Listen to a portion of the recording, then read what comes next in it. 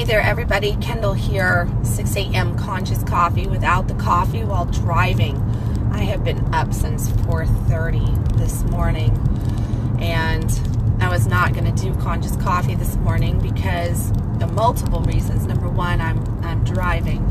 Number two, I have a really nasty cold that came in over the weekend, which is why I didn't do conscious coffee yesterday. So my voice has just been all messed up, and I'm just a snivelly, nasty mess of a human being this morning, and yesterday was worse though.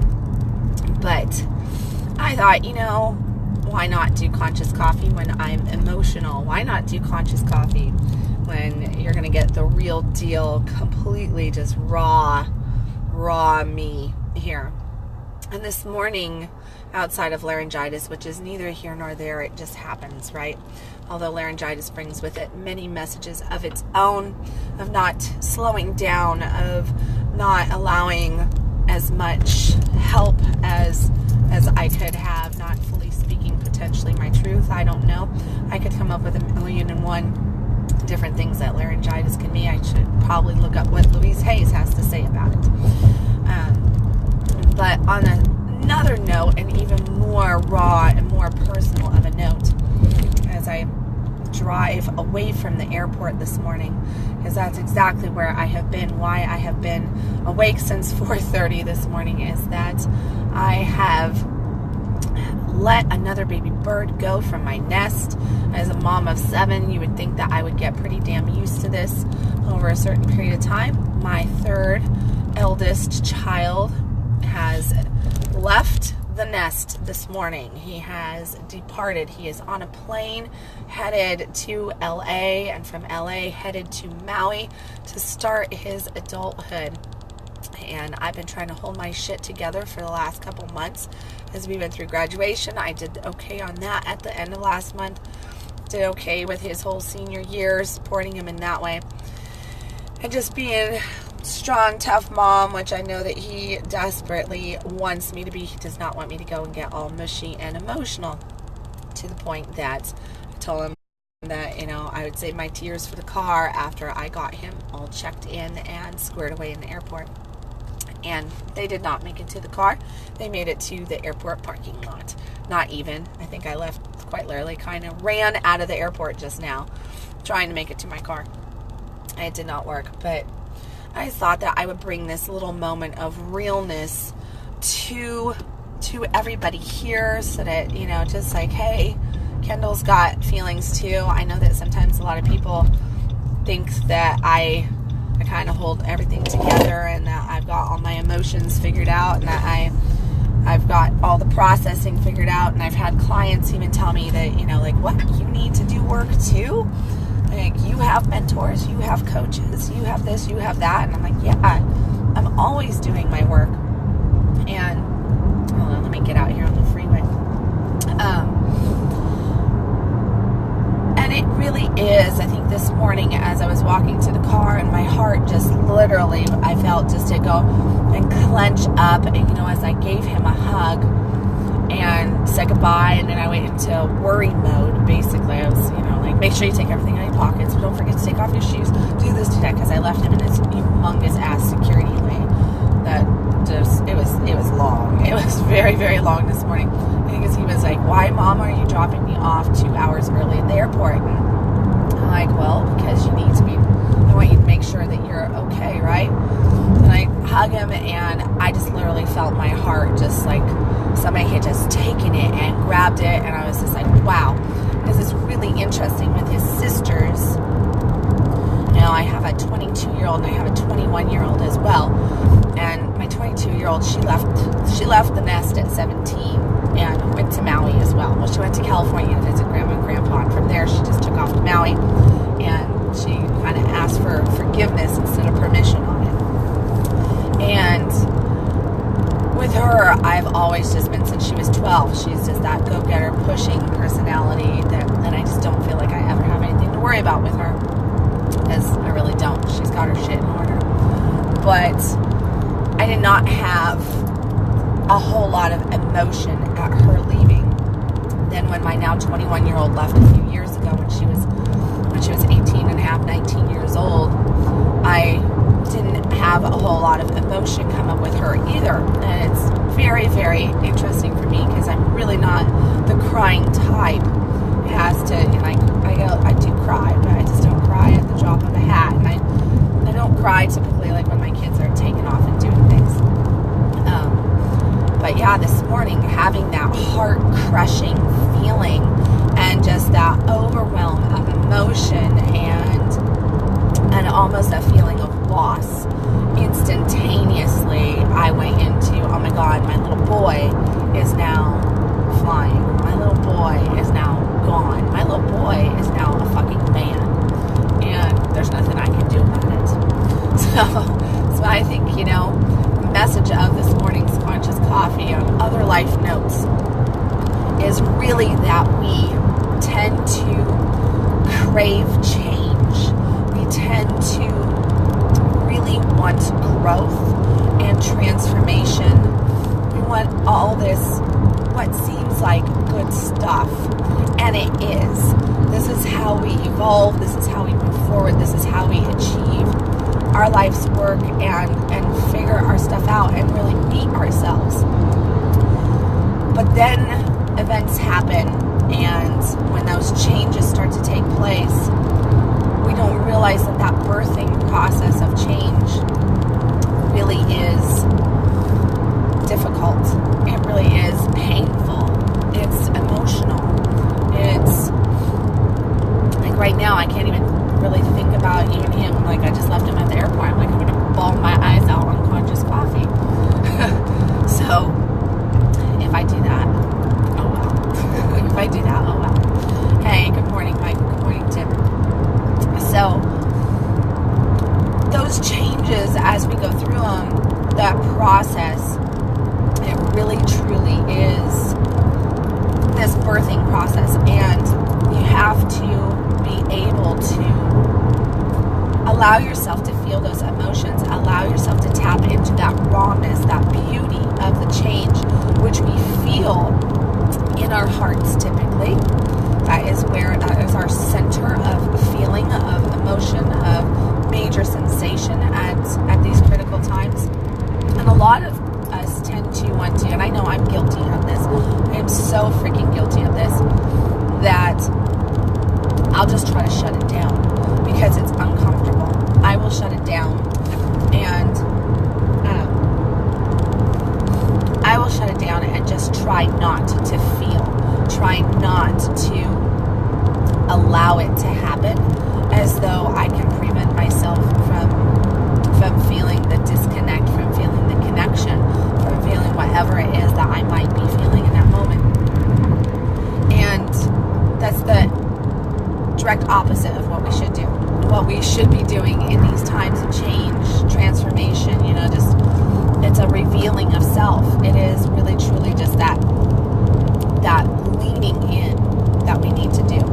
When the emotion gets so high, when your heart literally shakes and you feel that sensation that feels extremely uncomfortable, whether it is caused from something positive, negative, does not matter. It really is just about the reaction to it. Are you leaning into it, or are you retracting yourself away from it and making it where you can't experience all of life? To expand our vessels, as Kabbalah would teach, to expand the vessel, which is our spiritual being, we have to actually lean into those really uncomfortable times. Hold on, my coffee cup is hitting my son's coffee cup and rattling over here. Okay. So it is leaning into those really, really difficult times that helps us to grow, to expand, to become all that we can be in that moment. That's where we become more of us. That's where we meet a deeper level of us. That's where we grow our hearts, our capacity for love, our capacity for compassion, our ability to witness our egos more, our ability to have more empathy. That's where we really truly go from basically almost like machines that are running on a societal program to really connecting to our humanness, to really exploring what it means to be human, because there's lots of breathing creatures on this planet, right? There's lots of other living things. And if you get into the spiritual realm, you could say that there's lots of other living things there too. Good, bad, whatever your belief structure is. You could say all of this. Ultimately, us humans across the board probably have it pretty well the best as far as being able to experience what it is to live. And in order to live, we have to get accustomed to and even crave, desire the polarities of life. There is so much contradiction in life. It's like you gotta almost fall in love with the pain as much as you fall in love with the pleasure, because that's what life is. Life is both of those. We live in a world where we're told that having too much pleasure is not good. People aren't that happy.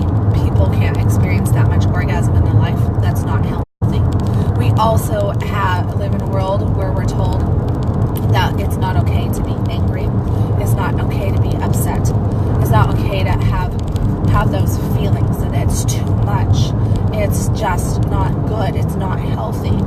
We also have our societal beliefs that it's not okay to be sad. It's not okay to shed a tear. That shedding a tear is actually a sign of weakness. That feeling sadness is a sign of weakness. That feeling depression is unhealthy. And yes, there are definitely levels of any of that is, not healthy. Not healthy, you could say. In general, though, when we go and we take a whole bunch of medicines, or we self-medicate with alcohol or drugs, what we're doing is we're trying to take the polarity out of life. We're trying to just make our life like this, because like this, we don't feel as much. And if we don't feel as much, then we don't actually have to face ourselves. We don't actually have to lean in and experience what it is to fully be human, to fully live this beautiful thing called life. So we just basically lose our life because we numb ourselves out. We shut our shit down through the use of all different things. It could even be that maybe you're a workaholic, right? So you bury yourself in your work. Maybe you exercise a shitload, and that's how you cope with the stress, right? That's what we say. I'm doing this to cope with the stress. I love that one. I'm having extra drinks to cope with the stress. I'm smoking more to cope with the stress. I'm exercising more to cope with the stress. I'm working more just to get my mind off of it to cope with the stress. I'm sexing more to cope with the stress. See, all of those things can have pleasure, can be good. Even the smoking can be pleasurable. There could be a moment where, it's just really, really cool to just have, I think the guys that go to a cigar lounge and just have a cigar with their buddies every now and then, that's totally cool. There's a certain amount of pleasure and feeling that comes from that. It's when any one of those things becomes addictive to offset the feeling that you're having. It's when we use them to mask our true emotions, to hide from those emotions. That's when true issues start to happen. And the reality is if you want to know yourself more, if you want a real taste of who you are, if you really, really want to live your life and not just exist, then the true ticket is to learn how to breathe in and lean in to your life, to really claim it. That's what claiming your life is all about. When we claim our life, it means that we are leaning into it. It means that we are fully accepting it, no matter what that is. And it is one of those things where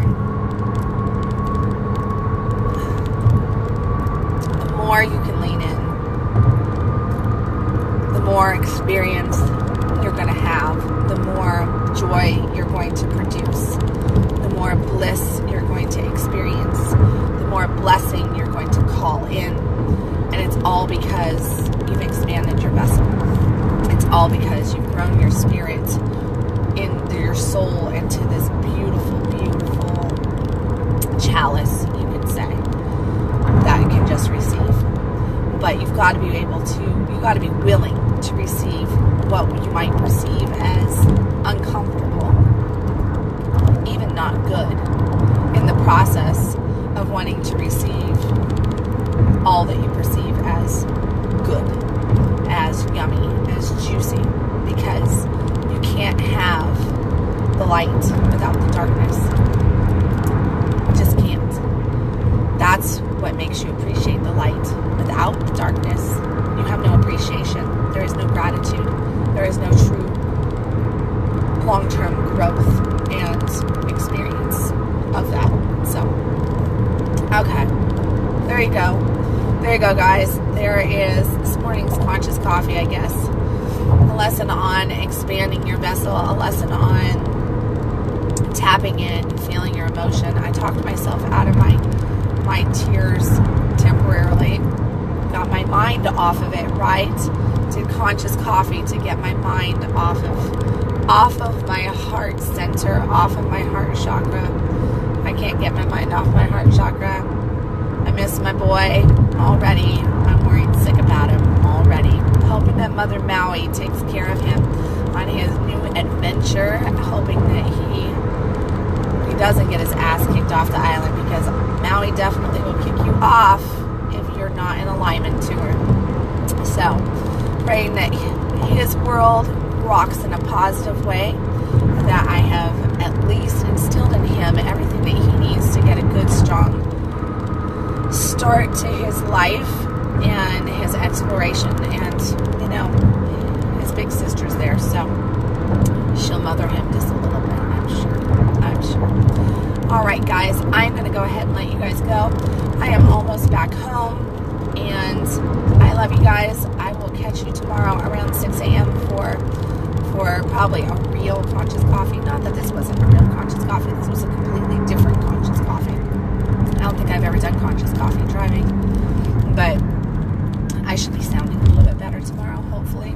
Hopefully I'll be sounding a little bit better, and I can focus a little bit more in on actually connecting and having a message come through to you guys instead of driving.